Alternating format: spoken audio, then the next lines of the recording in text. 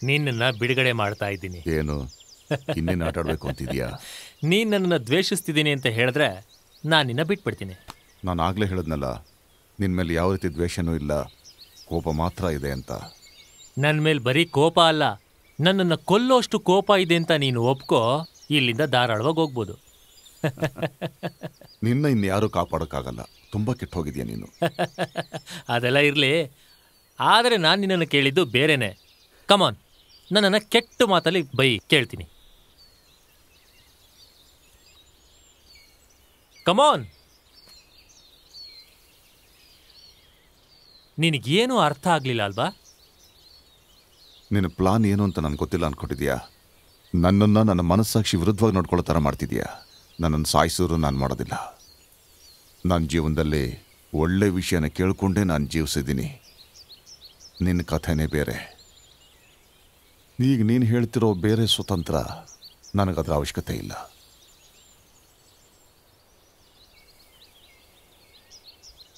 Stupid pool.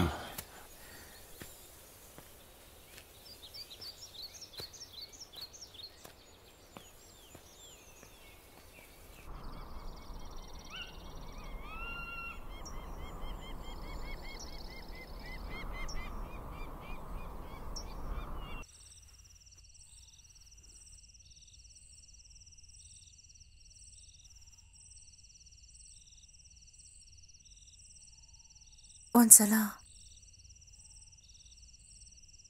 ಯಾರು ಇಲ್ದಿರೋ ಬೀಚಲ್ಲಿ ನಾನೊಬ್ಬಳೇ ನಡ್ಕೊಂಡು ಹೋಗ್ತಾ ಇದ್ದೆ.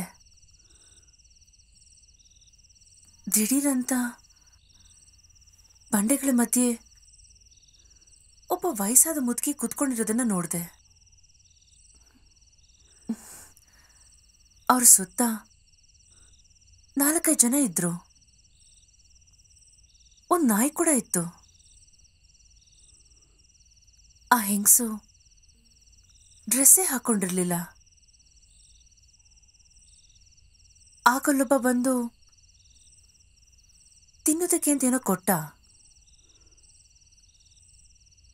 ಅವರದನ್ನು ತಗೊಂಡು ಎಲ್ಲರಿಗೂ ಹಂಚಿದ್ರು. ಮೊದಲು ನಾಯಿಗೆ, ಆಮೇಲೆ ಮನುಷ್ಯರಿಗೆ. ಯಾವ ವ್ಯತ್ಯಾಸನೂ ಅದರಲ್ಲಿರಲಿಲ್ಲ.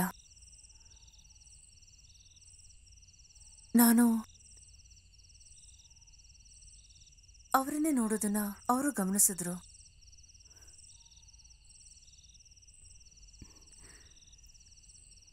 ಅವ್ರ ಕಣ್ಣಲ್ಲಿ ನಾವು ಊಹಿಸೋಕ್ಕೂ ಆಗದೆ ಇರೋಂಥ ಒಂದು ಕರುಣೆ ಇತ್ತು. ಕಂಪ್ಯಾಷನ್ ತುಂಬ ಇತ್ತು.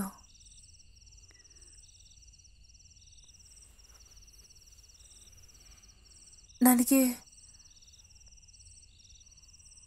ಏನಾಯ್ತು ಅಂತಾನೆ ಗೊತ್ತಿಲ್ಲ. ನಾನು ಹತ್ಬಿಟ್ಟೆ. ಒಂದು ಮಾತು ಹೇಳ, ನೀನು ತುಂಬಾ ಅಂದವಾಗಿದ್ದೀಯಾ. ನೀನು